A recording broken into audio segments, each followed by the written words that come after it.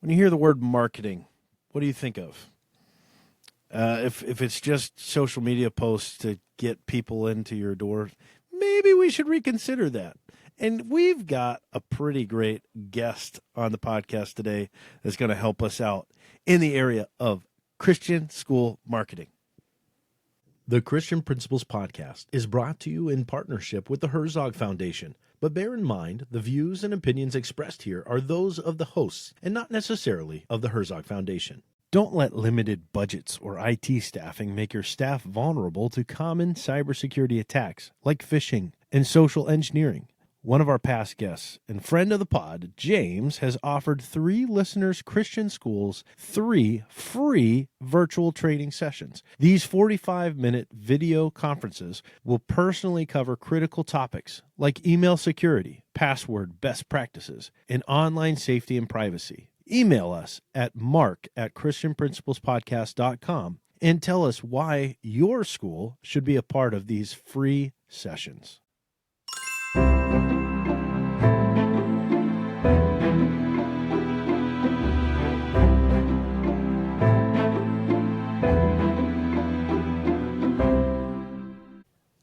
We're pumped today to have Mr. Jim McKenzie join us. Jim, thanks for being here with us, and we are excited to talk to you about the marketing work, the marketing help that you offer to Christian schools, and I'm sure help besides just that in personal life and what you do there with Herzog. So let's get into that.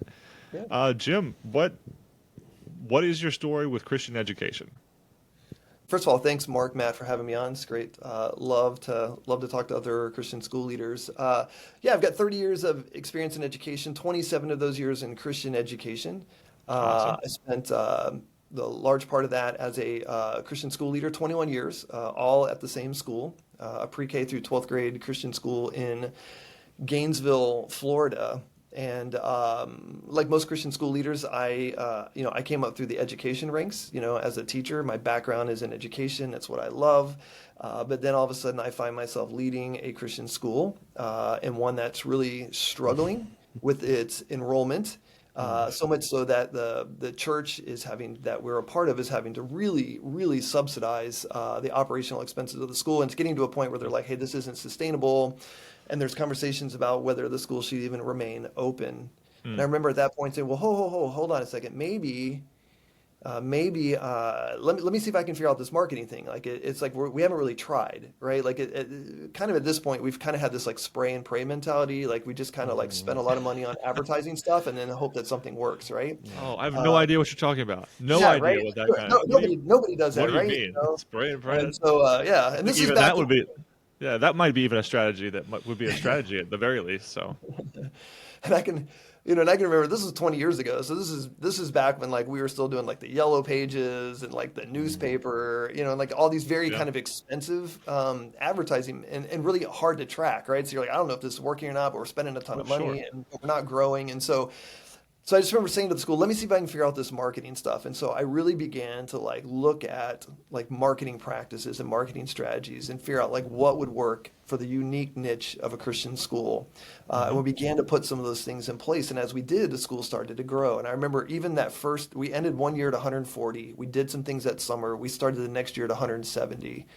And all of a sudden it was like, okay, hey, we've got some momentum, and that sort of bought us more time. And then the next year, we were 200. And I remember the year that we surpassed the 200 student threshold, like our faculty, like they threw a party. They brought in a cake during pre-planning because it's like 200 students seemed like this magical ceiling that we would never get past. wow. Right?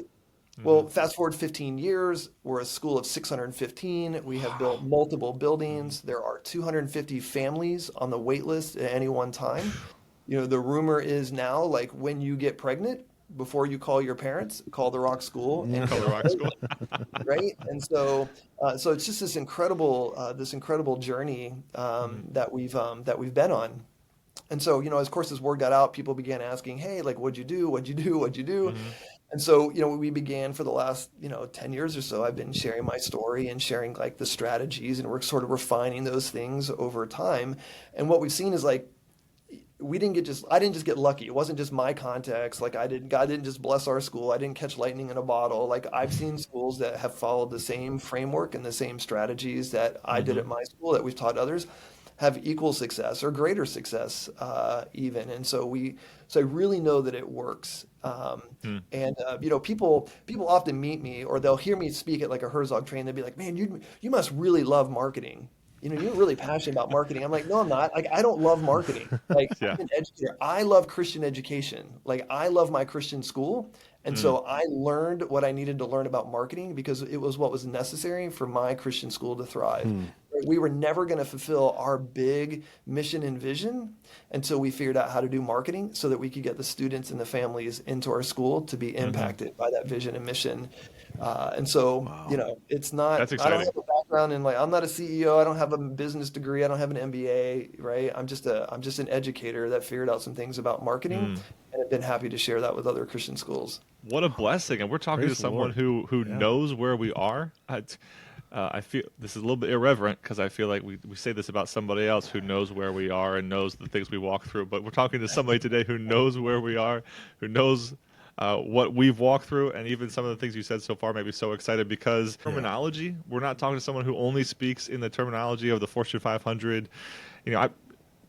I've been in the position where I didn't have a marketing budget, where the marketing budget didn't exist. There was no, there was a budget and there was line items, and there was no line item that said anything about marketing or anything about development in that way. So I'm excited to hear from you, and ultimately, I'm excited to get to one of those trainings. I really, really am. Great. Matt, are you? I mean, That's just it. Every time we bring up Herzog, it's like, why are we not like just listening to them all day, every day? All the time. Come on, this is awesome, and I love that. And I know that there are so many schools like ours that have faced those situations of, you know what, it's not working. We need to close down. When just, a little bit or a lot of effort, really can go a long way. And that's not to say that we don't have faith and that we don't trust God to provide. It's being a steward of the things that we have. So I'm really excited about this conversation for sure. Usually we have a blip that comes up about the Herzog Foundation, making sure we were signing up for the trainings and things like that. That's not going to happen today because this whole thing, just like our conversation with Dr. David Warren, the whole thing is going to be about one of the Herzog trainings that we have available to us all across the country to sign up for, the specific part of the leadership series, which is what we would hear from Mr. McKenzie here about marketing. So let's get right to it. One of the questions we want to make sure we ask you, Jim, what do you think are 3 things that Christian schools are currently doing wrong? I want to take one off the table right now.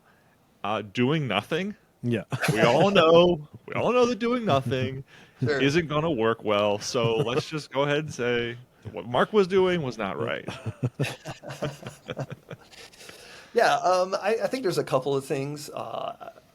There's probably a long list, but Sure. I'll give you a couple. Yeah. I think the first one is that we don't prioritize word of mouth marketing. Right. I think most Christian schools, when you ask them, how do people, like what's growing your school? They say, oh, word of mouth. But then when I say, well, what are you doing to proactively fuel word of mouth within your school? They're like, Incentivize that. well, nothing really. So we recognize its importance, right? Like, so we know for a fact that the number one way you grow a Christian school is word of mouth marketing, right? Number 2 would be digital marketing, and then everything else would be a distant third. And so really, if you can do number 1 and number 2 well, you really don't have to do much else. And so, again, sort of going back to my story, we're this small school of 140. We're like, we got to do something. Well, the first thing that we latched onto is like, what can we do in terms of word of mouth marketing? How can we really prime that pump within our school? And we did a couple of activities over the summer, and that's really what generated those 30 new students that helped us get from 140 to 170. And when we talk about, like, people say, well, like, what do you mean? Like, word of mouth is just word of mouth. How do you fuel it? Well, word of mouth is driven by what we would call a promoter. A promoter are the people that love your school, right? They're your raving fans, or the people who are like, this place is amazing, right? Statistically, they're the people who on a survey where you say, hey, how likely are you to tell other people about our school? They would score you a 9 or a 10. That's what's defined as a promoter. Well, promoters are very vocal and they love to tell other people about your school. So what are you doing to cultivate that relationship with your promoters? I often put this in the changed context for a minute. If we were talking about donors, right? We all know that if you go to development training, right, you can learn how to cultivate relationships with donors so that they will write you a check to help you, fulfill your vision. Well, in many ways, a promoter is very much like a donor, but rather than writing you a check from their account, they send you their friends and their family and their colleagues who write you a check for tuition. And I would argue that in many cases, a school probably would generate more revenue by investing in their promoters, especially if they don't Sure. have a really robust donor development program. Mm-hmm. And so it's like sort of the same thing. And with donors, we teach, you're taught generally with a donor, like you thank them, you ask, and you report. You thank, you ask, report. It's kind of this cycle you go through. Well, we can do the same thing with promoters. We can identify them, we can train them, we can remind them, and then we can thank them. And if we will cultivate those promoters the way we often think about cultivating our donors, we can really prime the pump of word of mouth marketing. And if you're a head of school like me, when I started this, it was me. I didn't have an admissions director, a marketing director. Sure. I didn't have any of those ancillary, but it was me.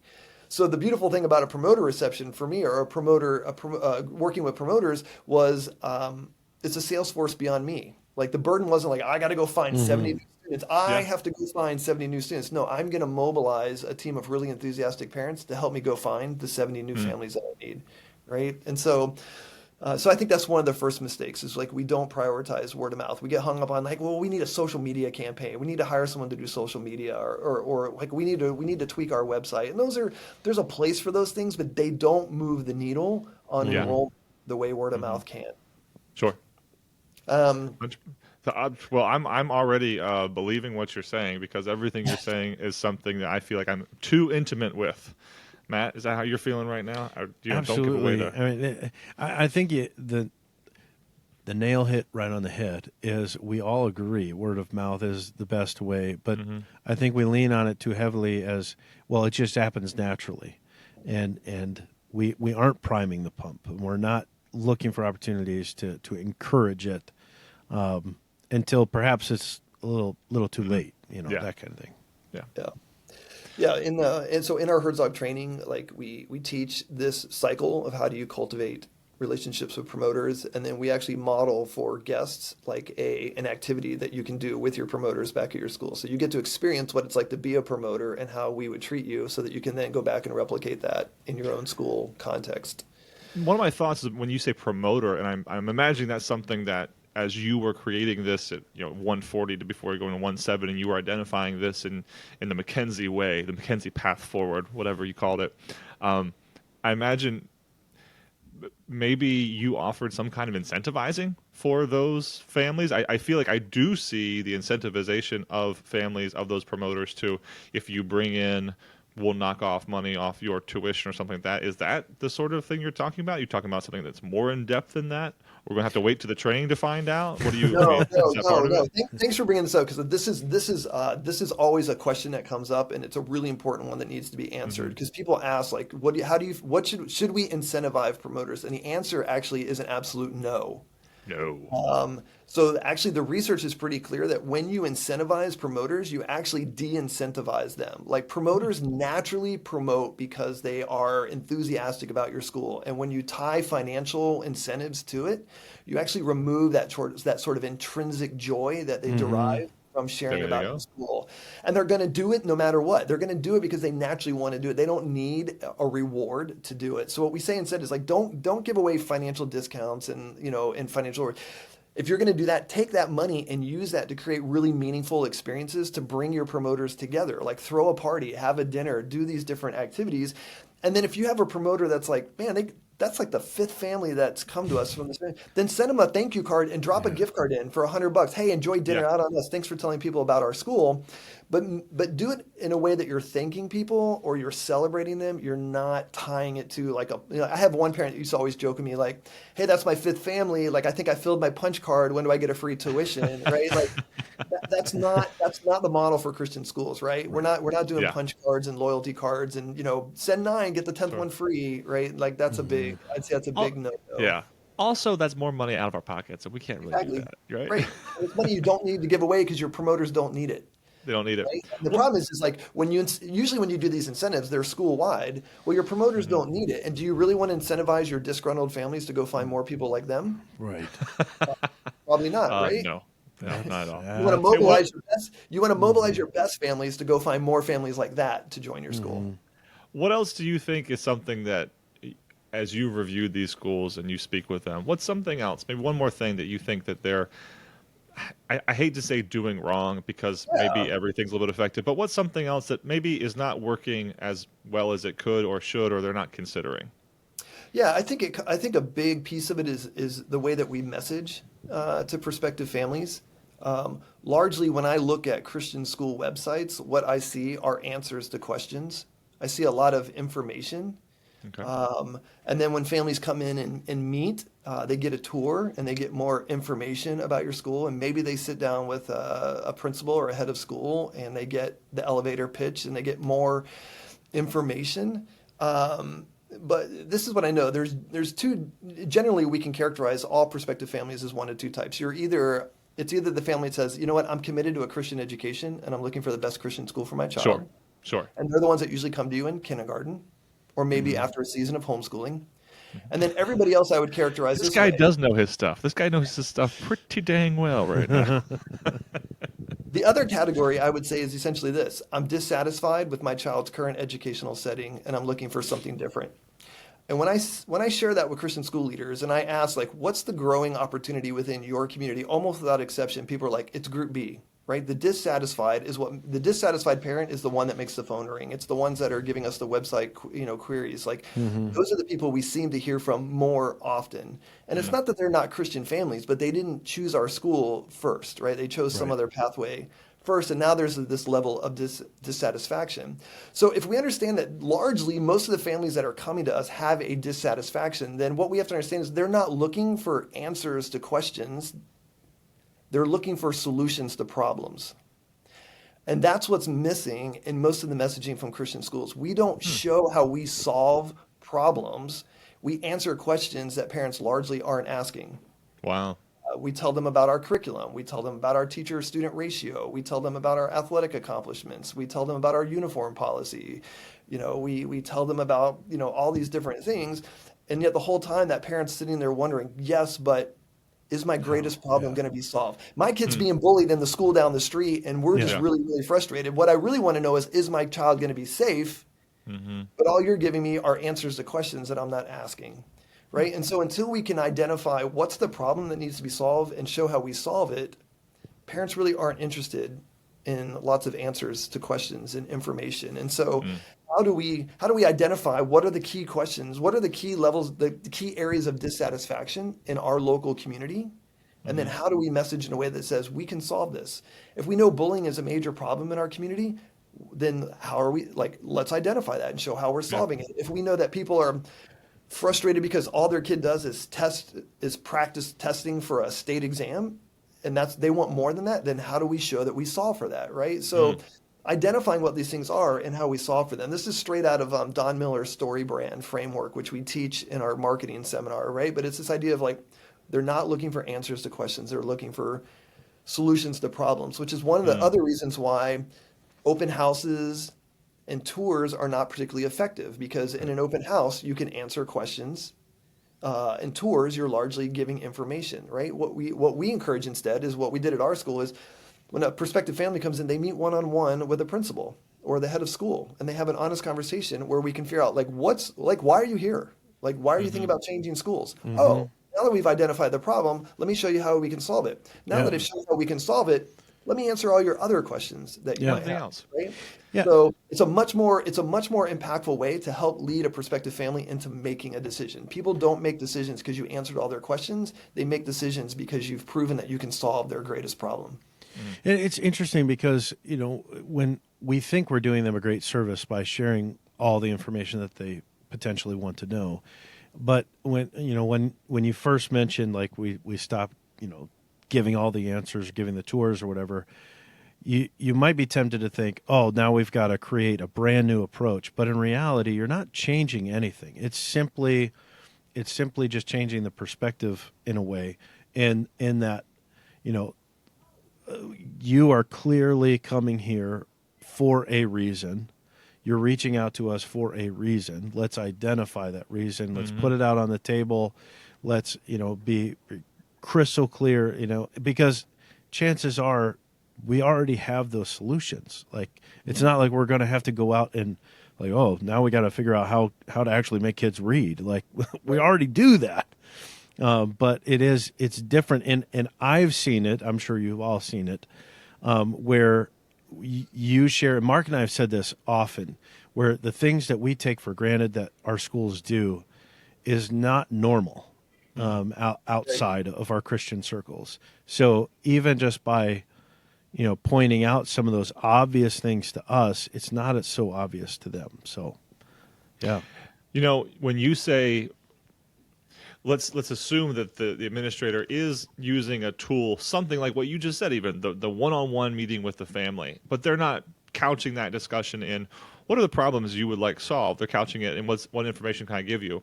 I feel like that is even a walk away from this conversation. Maybe our admins, they've already gotten accepted into 2 other meetings with 2 other leadership development series with Herzog, so perhaps they can't jump into the marketing one the next, or whatever else they're doing. What else would be a takeaway, a tool, a tip you could suggest right now to an unaware administrator? Though I don't really, let's assume the better. Let's assume they're not unaware, but one who's maybe just, like you said, overworked. They're the only guy. They're the only gal. They don't have that help. What would be another tool, another boots on the ground suggestion? What do you think? Yeah, I would, my first thing was always, I tell people, like, utilize your people. Like, utilize your people. And it doesn't mean like, oh, I have a paid staff, or I've got an admissions person or a marketing person. I didn't have any of this. I never did. Even as we grew, I never added it. Like, we were able to manage without it. Sure. And so it's not a necessity. So so it's 2 things. One, going back to utilize your promoters, right? You have these parents that love your school, like, get them to help you. Right? Gather them together, cast the vision, give them a couple of things that they can do, and let them help you. The second thing is that is create a marketing task force. Again, this was an early strategy I employed at our school. I got a small group of volunteers. We met once a month. And we said, all right, what are the goals? Like, what are the activities and events coming up that we need to plan for? Like, what are the things that we want to try to do? We would sort of divide and conquer. A month later, we'd come back. We'd report back, hey, how'd that go? How'd that go? Right? And then again, we'd look at the calendar. What are the next things that we need to do? And this was just a small group of people that I met with every month that helped me get stuff done. And they don't have to be marketing people. Like, in fact, I often tell people, you don't necessarily want the parent with the marketing degree on your task force, because they come out of the corporate world and their ideas for what they think you should do don't work in small Christian schools, right? Like, there you go. What works for Coca-Cola doesn't work for the Rock School. They have a budget line item that says marketing. They do. They have a massive budget line. They have a brand too. Yeah. They have a brand. And largely what they spend their money on is brand awareness. They put a million commercials on TV, right? Ford Motor Company spends millions of dollars so that one day when I'm going, I think I need to go buy a new car, I think maybe I should think about a Ford. Maybe I'll look at the Ford dealership, right? We can't do that as Christian schools, right? We can't saturate the market with our message so much so that one day people go, I'm thinking about switching schools. Oh, I remember this other one, right? We have to do lead generation. Like, we have to do things that create conversions, not just brand awareness, right? So the corporate strategies often don't work. So sometimes having those people on your team, your marketing task force, is actually not helpful. In the same way that sometimes having marketing people on your board can be a challenge as well. So but if Coke and Ford are listening, though, I mean, we're happy to take your money too. That's right. Yeah. Hey, but yeah, this task force, you just need worker bees, right? You just need reliable people who can get stuff done. You don't need marketing people. Okay. So that's the big thing, is that you utilize the people. Get your promoters going, build a volunteer or marketing task force. Doesn't hit your budget hard and can really produce good results. Well, we have a series as part of what we do that's looking ahead 1 month at a time. Is what's the Christian school principal? What should they be doing in the month upcoming? What should they do in the March, our principal series timeline? I'm adding to it now. Make sure you're meeting with your marketing task force each month, and maybe you're looking at your summer advertising at this time, and so on and so forth. That should definitely be part of it. Well, I was going to say, just kind of before we move on from the marketing task force, could you give some examples of like what would be good calls to action, I guess, for that team? Like, are you as we're developing, like, here are the different events that are coming up? I think that's kind of the obvious thing, but are there specific items that you try to include with that task force of, like, here's what we need to accomplish before next month? Yeah.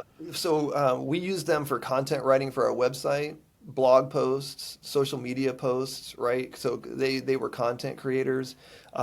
We use them in whatever way we could to leverage access to local churches.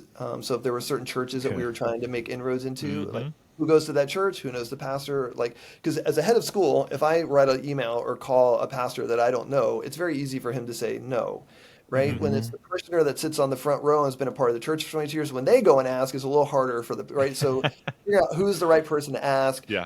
Can we put up signs? Can we put a booth? Can we have a booth in your foyer, right? So some of those kinds of things. Obviously community of, having presence at community events. Yeah. One of the things that we did at our school was what we called an informal open house, which was like a weekly walk-in, kind of like the way realtors do, where they put a sign out like, walk in and see the house anytime between 8 and 12. We would do that once a week. And so we would staff that with volunteers who would just be there in case a family dropped in, greet them, give them some information, take them on a little tour, schedule them to come back and meet with the head of school at a later date. So those are just, again, some of the ways that we were utilizing that volunteer task force. Cool. Now, Jim, you say that you have been with Herzog now doing 20 plus of the Herzog Foundation Leadership Series marketing workshops. Yep. So give us the hard sell on those now. Why should our listeners make sure they get to a marketing workshop as part of the Leadership Development Series there at the Herzog Foundation, wherever they are, whether Grand Rapids or Washington, D.C. or wherever it is? What else are they going to hear besides the nuggets you've already given away? Yeah, I really think there's 3 real value points for attending one of the marketing and enrollment training retreats. I think one is you're going to get a big picture. So I think one of the things that we really, what I've discovered is, like, when we say marketing, most Christian school leaders have this very narrow idea of what marketing is, and they kind of think of it as like advertising. It's like, it's where I spend my money. But marketing is much broader. So the first thing you're going to get a holistic, sort of big picture concept of what it is when we say marketing and enrollment strategies. The second thing is you're going to get proven strategies, right? You're going to get stuff that actually works, not just like one time, but like work that we've seen replicated in every region of the U.S. and Canada, rural schools, urban schools, suburban schools, small schools, large schools. So many of the people who come to a marketing and training retreat, they leave, and 3 months later, 6 months later, we're getting an email. Oh my gosh, I made all these changes. I did all these things you said, and wow, look at the results at our school. And so one of the things I really appreciate about the Herzog Foundation is they bring in the best of both. So they bring in heads of school like me who are practitioners who have walked in your shoes, right? And so I have some credibility because, like, I did it, right? So there's some trustworthy. Sure. But they also bring in industry experts, right? Like they bring in people who specialize in Christian school marketing, and that's what they do for a living. And so they're really experienced and really well versed in those things. And so it's a marriage of the two things. You're getting like this industry expert, but you're getting it in the context of like, hey, here's what it looks like in practice in a Christian school. And that's the great thing that's what's changed. And when I started on this journey 15 plus years ago, there were no agencies specializing in Christian schools. There was no Herzog Foundation. There were no podcasts. Like, I had to go to corporate America and like learn it, and then I had to figure out what it looked like in my unique school. Today, so much of that today is largely what we do in the Herzog training. Is like we're translating best practices in marketing into the unique context of a Christian school. So you're getting proven strategies at work. And then the third thing is there's value in the networking that takes place, right? So when you come to a training, there's 50, 60, 70 other Christian school leaders that are there. So you're not just learning from me and like a handful of coaches. You literally have an opportunity to learn from 50, 60, 70 other people for 2.5 days because we all have something to share and we all have something to learn from one another. And so you get 2.5 days of building relationships and learning from other people. And it's just wonderful. This is what I always tell people at the beginning and end of our training retreats. Like, my deep hope for you is that you're encouraged and equipped. Right? At the end of the 2.5 days, you leave encouraged and equipped. Encouraged with the motivation, like, I can do this, and then equipped with, yes, I know how to go back and do it. And I think by and large, the testimonies suggest that we're hitting that mark most of the time. Well, I mean, if we're going to talk about equipped, we've been talking for what, 20 minutes? I've already written down so many things, and then you're talking about 2.5 days. Like this is, yeah, I don't have enough paper, so I think that is definitely for sure what you're going to receive from Gotcha. that kind of training. So Now, Jim, at this point, we move in our conversation to a spotlight administrator. So it's a Christian administrator spotlight, and I'm looking at right now at the leadership of the administration, the school leadership at the Rock School, a foundation for flourishing down in Gainesville, and I see Miss Erica Heiss is the head of school. Yeah. Do you happen to know her? I do. Yeah. Awesome. So, Erica Heisey was Heisey. Heisey, yeah. Erica Heisey, she served with me for 20 years. So Wow. she was the principal that served under me as head of school. And she at one time was kind of handled admissions, and so when I decided to step away, I really went to the church leadership and said, hey, you can do an external search if you want, but you've got your perfect candidate right there. And so, Right there.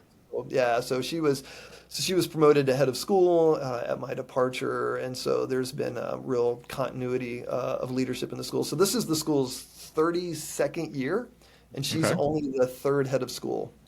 wow. So That's awesome. I followed the founder, and then she followed me. So, so she's really done an exceptional job.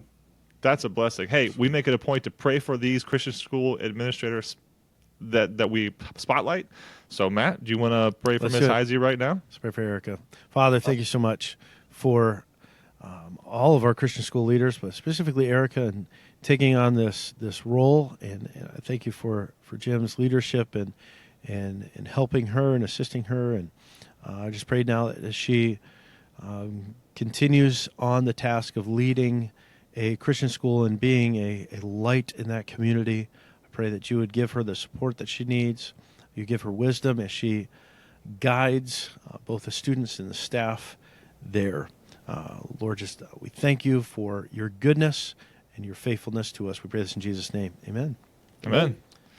Jim, All right. thanks for coming on. Thank you Man, so much. Awesome. Absolutely, my pleasure. I Thanks can't for the wait to invite. get out to one of these meetings and to meet you, but also then to actually just learn more. Matt, Yeah.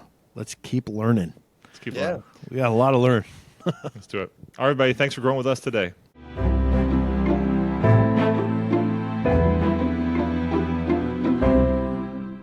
Before you go, please be sure to hit that follow button on Apple Podcasts or Spotify. Also, on Spotify, be sure to tap the star icon near the top and select the number of stars you'd like to give us. We'd be so grateful for 5. On Apple Podcasts, scroll down to the ratings and review section and then tap write a review to share your thoughts of the podcast. Thank you.